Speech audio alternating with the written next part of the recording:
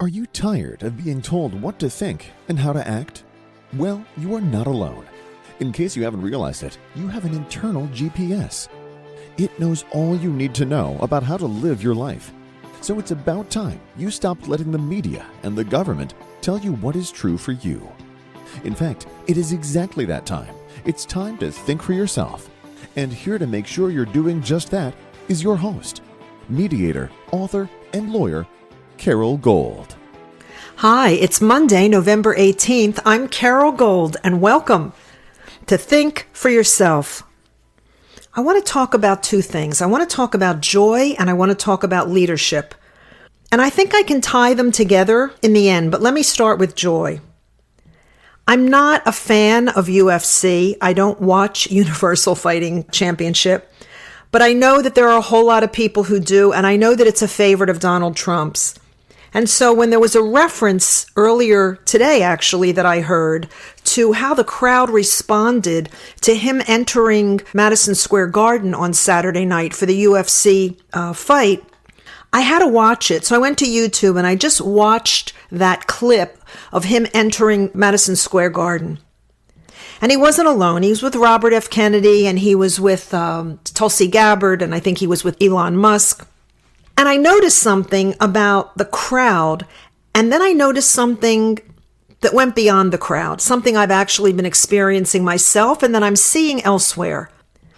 If you watch that clip, if you didn't watch the fight itself, what you see is the entire garden erupting in such joy and celebration as he and his cabinet picks, I guess you would say, for the most part, entered the garden.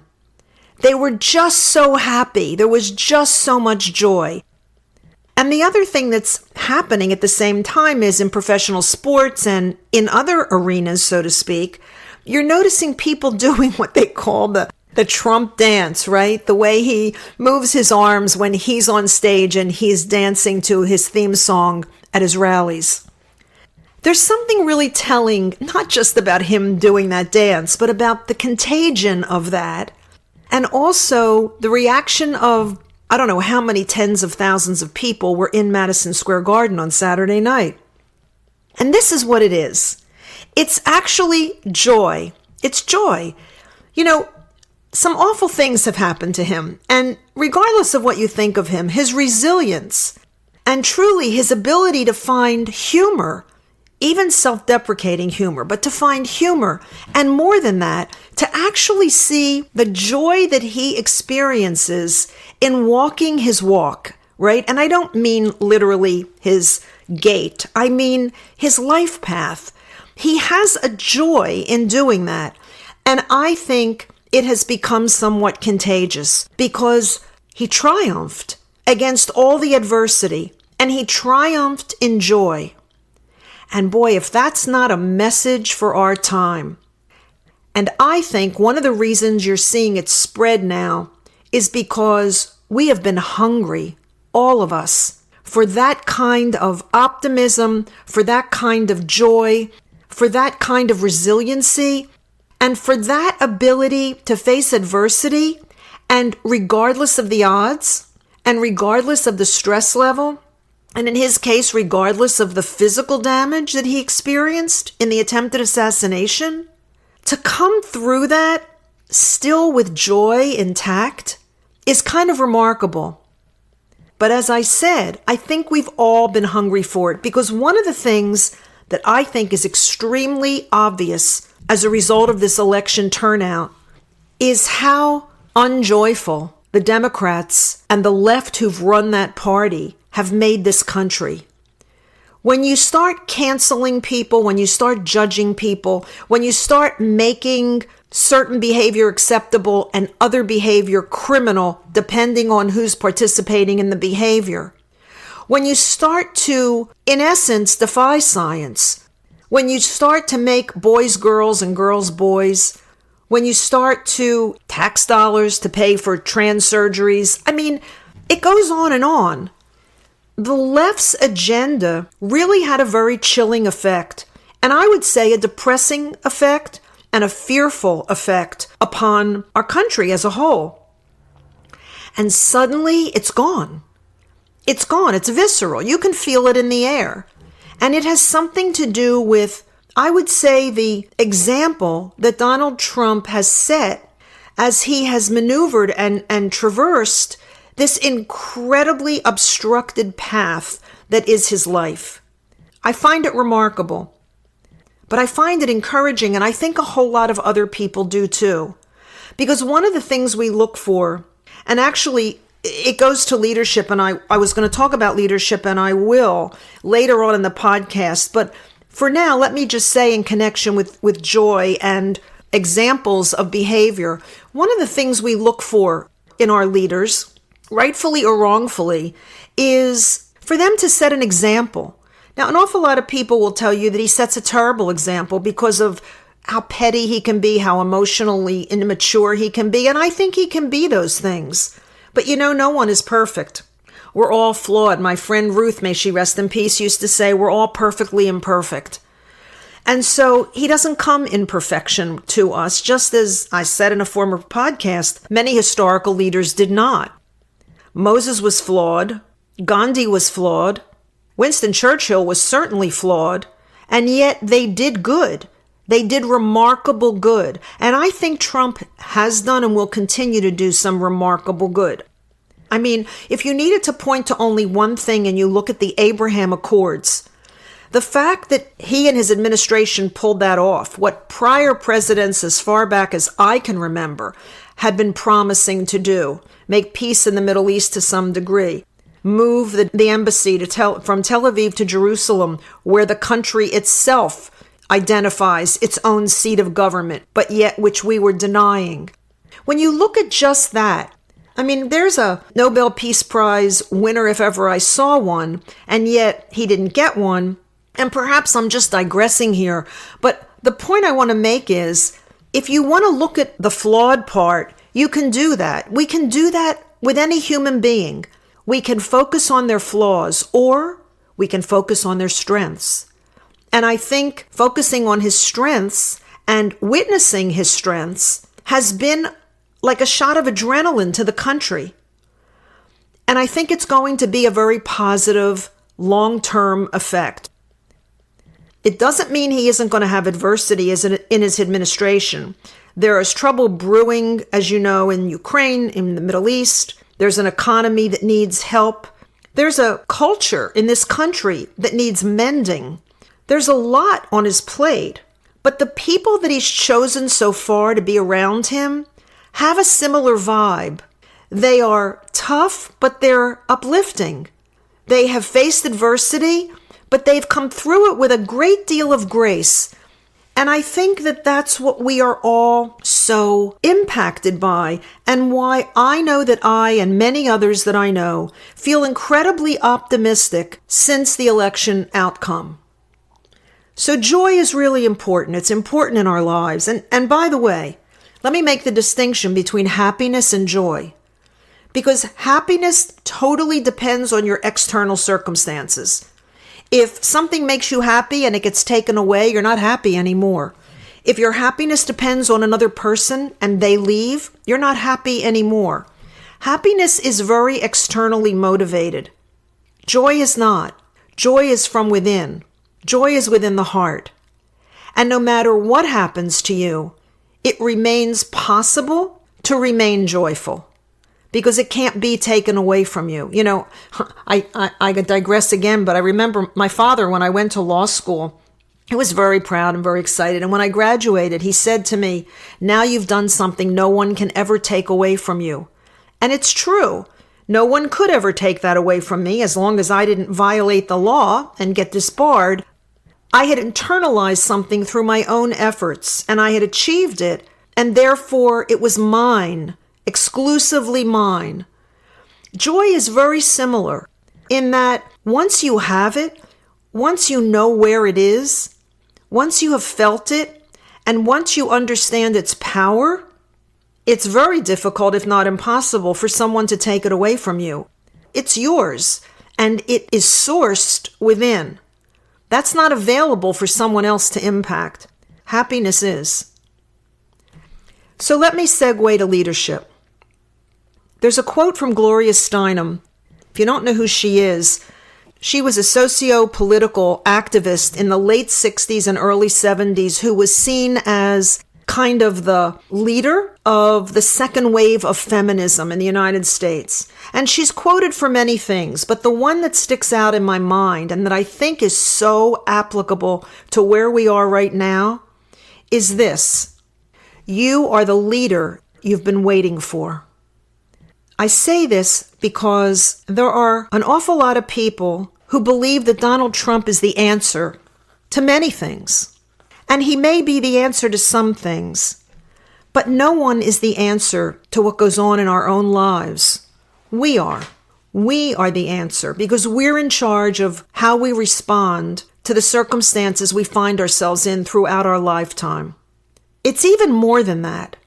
This idea that you are the leader you've been waiting for, I don't think has ever been more literally true and more applicable than it is right now.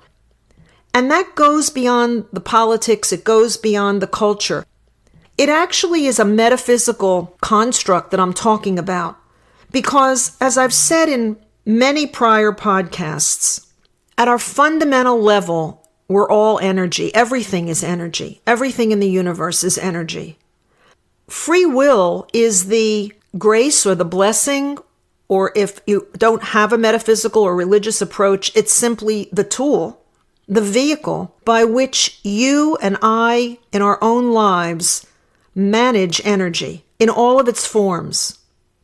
When we realize that and we understand the power of that, and that you can literally affect outcomes by the way in which you use energy, by what your intention is, by how you interact with circumstances and other people, when you understand that the joy in your heart has a very real external effect on everyone you encounter and every interaction you have, then you begin to understand the importance of the expression, "You're the leader you've been waiting for." Because never before in human history have individuals had a level of conscious awareness that allows us to see the power of our own thoughts and heart combined, meaning our understanding of energy and then the highest and best use to which we can put it. It's a fallacy to think that anyone's going to come along and solve all the problems, whether they're the nation's problems or whether they're our own problems. No one has any more power over your own life than you do. Too often we abdicate that. Too often we either think we can't, or we think we're obstructed in some way, or we think it's going to take something other than our own intention and our own diligence and our own determination. And so we give up in a way, because when you abdicate responsibility for your life, when you abdicate responsibility for leadership in your own life, that's what you do. You give up. I think one of the things we struggle hardest against is change. And that's because we're creatures of habit to a great extent. But I often draw your attention to the fact that life itself is change. And if you want to make change be meaningful to you and move you in the direction that you want to go in, then you need to take responsibility for a leadership role in your own life.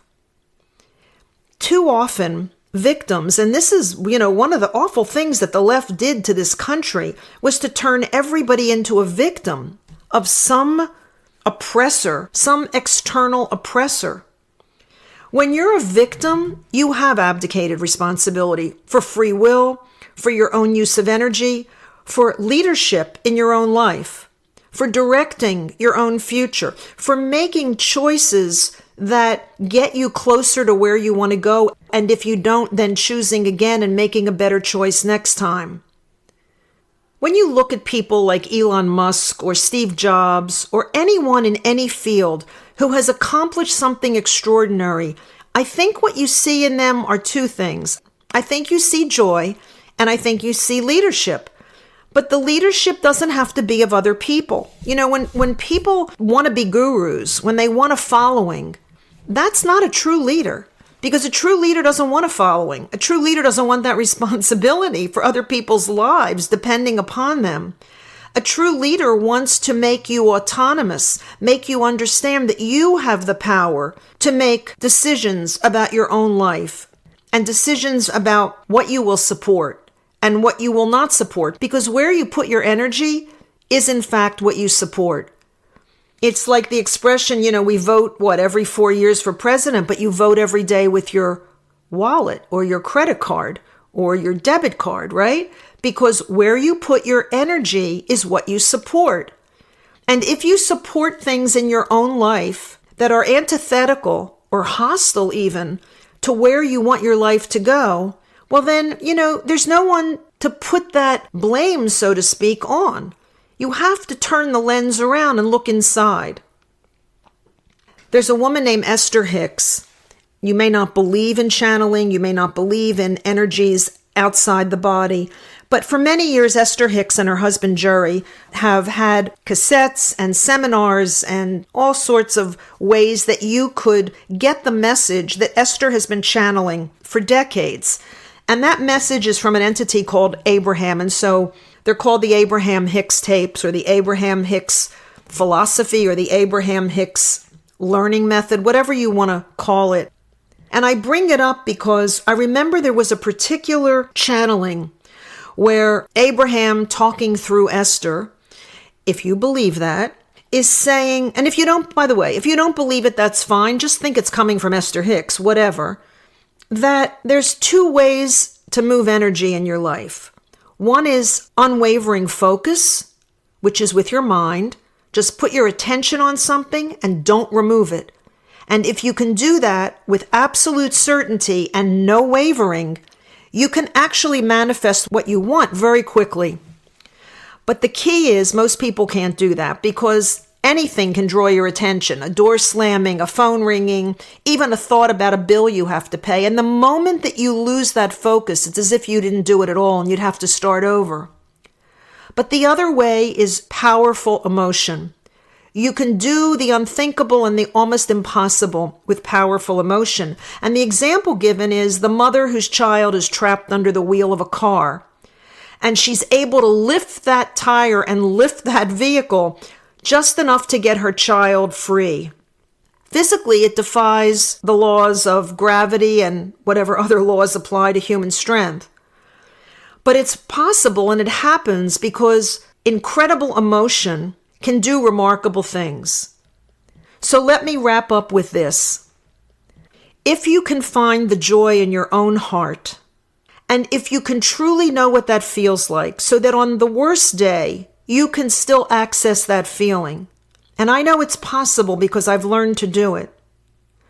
If you can do that, and nothing outside of you can influence that, and you combine that with understanding that you're the leader you've been waiting for, then whatever the rest of your life looks like to you now, the possibilities for what you can accomplish in your own life have just exploded in an infinite and beautiful way. Joy, free will, and leadership. That's a recipe for amazing accomplishment and personal satisfaction. Thanks for listening. I'm Carol Gold. I'll be back here again next week. And until I am, by all means, think for yourself. Carol thanks you for spending your valuable time with her. It is her mission to empower you to remember how smart and capable you are. Be sure to check out Carol's website, carolgold.com. That's Carol with an E, gold.com. Please leave a review and subscribe here so you'll be alerted to Carol's next podcast. Until then, above all else, remember, it's time to think for yourself.